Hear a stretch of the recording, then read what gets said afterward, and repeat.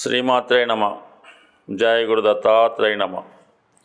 ఈ వీడియోలో మకర రాశి వారికి అక్టోబర్ 1 నుంచి 15వ తారీఖు మధ్యలో జరగబోయే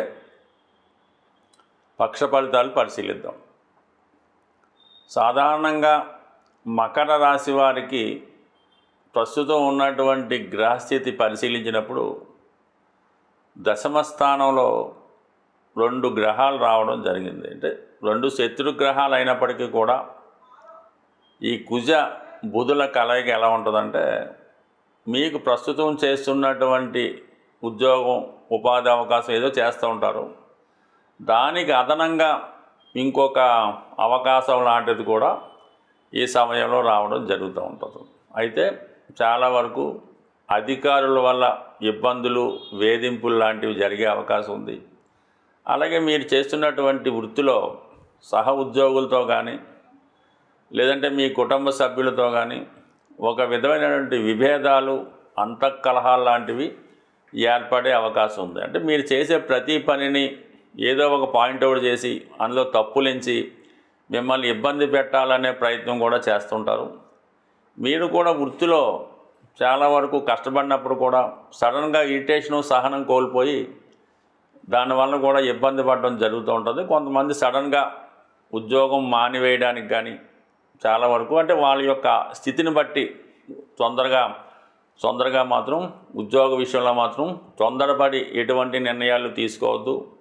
కొన్ని ఇబ్బందులు ఎదురైనప్పటికీ కూడా ఓర్పుతో సహనంతో పాటిస్తే దానికి అవే పరిష్కారం అవుతాయి. ఏదైనా ఈ నెల 15వ తారీఖు వరకు అటు ఇటుగా కొన్ని ఉద్యోగపరమైనటువంటి ఇబ్బందులు మీరు ఎదుర్కోవాల్సి ఉంటుంది. దాన్ని చాలా ఓర్పుతో పరిష్కరించుకుంటేనే మంచిది. అలాగే చాలా వరకు ఆర్థిక విషయాలు కుటుంబ విషయాలు చాలా ఇబ్బంది పెడుతుంటాయి. ఎస్పెషల్లీ ఈ అక్టోబర్ నెల 9వ తారీఖు వరకు ఈ శుక్రగ్రహ సంచారం అష్టమ స్థానంలో ఉండడం జరుగుతూ ఉంటుంది. సో ఏదో ఒక ఇబ్బంది అపవాదు స్త్రీల వల్ల కానీ భార్య లేదంటే భర్త వల్ల కానీ కుటుంబ సభ్యుల వల్ల వచ్చే అవకాశం ఉంది. అంటే మీ యొక్క శ్రేయోభిలాషులు అవ్వచ్చు, మీ కుటుంబ సభ్యులు అవ్వచ్చు, మీ ఆత్మీయులు అవ్వచ్చు, వాళ్ళు ఇతరుల యొక్క ప్రలోభాల్ని అంటే ఇతరుల యొక్క మాటలు వినడమో చెప్పుడు మాటలు వినడమో విని మిమ్మల్ని నిందించడానికి కూడా అవకాశం ఉంటుంది. దానివల్ల మీరు కొన్ని అపవాదులు అవమానాలు కూడా ఎదుర్కోవలసి ఉంటుంది. బట్ ఇవన్నీ కూడా సహనంతో ఓర్పుతో భరించాలి తప్ప ఏమాత్రం తొందరపడినా ఏమాత్రం ఆవేశాలకు గురైనా చాలా వరకు ఇబ్బందులు లాంటివి రావడం జరుగుతుంటుంది. కాబట్టి ఈ సమయంలో కేవలం సహనం ఓర్పు మాత్రమే తో ప్రతి విషయాన్ని కూడా మీరు పరిష్కరించుకోవాల్సి ఉంటుంది. అలాగే చాలా వరకు ఏంటంటే అనుకోని ఖర్చులు ఇబ్బంది పెడుతూ ఉంటాయి. మనం ఏదో మనీ ఒక దానికి తీసుకొస్తారు, ఏదో కొంత ఆదాయం వస్తుంది, ఈ చేద్దాం అనుకుంటారు. సడన్గా ఇంకో విధంగా మీకు అవసరం రావడం, ఆ ధనం వేరే విధంగా ఖర్చు అయిపోవడం, ఈ సమస్యగానే ఉండిపోవడం, ఇవన్నీ కూడా చాలా వరకు మీకు ఇబ్బంది పెట్టడం జరుగుతూ ఉంటాయి. అలాగే మరి ఈ కుటుంబ విషయాలు కూడా చాలా వరకు అంటే మీరు కుటుంబ శ్రేయస్సు కోసం కుటుంబం యొక్క లాభం కోసం చేసిన వారి కొరకు మంచి చేసిన ఇంతకాలంగా మీ నుంచి ఉపయోగం పొంది మీ వల్లే పైకి వచ్చిన వాళ్ళు కూడా ఈ సమయంలో మిమ్మల్ని అపవాదులకు గురి చేయడం కానీ నిందించడం కానీ చేయడం జరుగుతూ ఉంటుంది. అంటే ఏదో విధంగా మిమ్మల్ని అవాయిడ్ చేయడం కానీ మీ నుంచి వాళ్ళు దూరం అవడానికి ఇంటర్నల్గా ప్రయత్నాలు చేస్తూ ఉంటారు. ఎంతసేపు కూడా మీరు అందరూ కావాలి, అందరితో మనం ఉండాలి అన్నటువంటి ఒక బాండేజ్కి ఒక బంధానికో కట్టుబడి ఉంటారు. మీరు పడినటువంటి కష్ట నష్టాలు బాల్యంలో పడిన ఇబ్బందులు ఇప్పుడు ఎదుర్కొంటున్నటువంటి సమస్యలు మీ యొక్క సంతానమో మీ వాళ్ళు ఎదుర్కోకూడదన్న ఉద్దేశంతో వాళ్ళతో కొన్ని సందర్భాల్లో కటువుగానో వాళ్ళు ఇబ్బంది పెట్టి ఉండొచ్చు. కానీ అది అవకాశంగా తీసుకొని ఇప్పుడు మిమ్మల్ని వాళ్ళు నిందించడం ఈ విధంగా చేసే అవకాశం ఉంటుంది. బట్ ఏదైనా ఈ ప్రస్తుతం ఈ గ్రహస్థితి బట్టి ఈ మకర రాశి వారు మరీ ప్రతి విషయాన్ని గట్టిగా పట్టుకోకుండా కొంత లిబరల్గా వదిలివేయడమే మంచిది.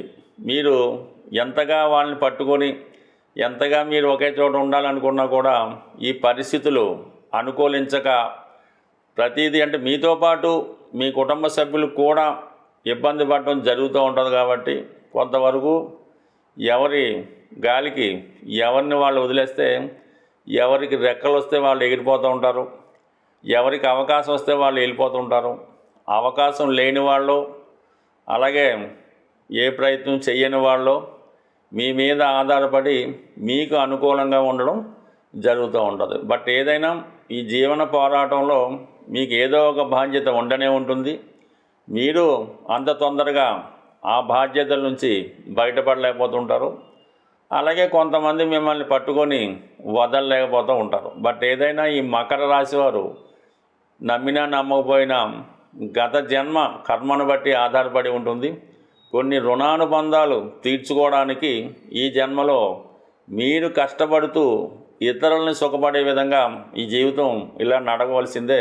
ప్రస్తుతం ఎవరైనా కొన్ని ముఖ్యమైనటువంటి పనులు ప్రారంభించినప్పుడు మన యొక్క అంటే మీ నక్షత్రాన్ని బట్టి తారాబలం అని ఉంటుందన్నమాట. అంటే ప్రతిరోజు ఒక నక్షత్రం, కొన్ని హోరలు, తిథి, వార, నక్షత్ర యోగ కరణాలు ఇవన్నీ నడుస్తూ ఉంటాయి.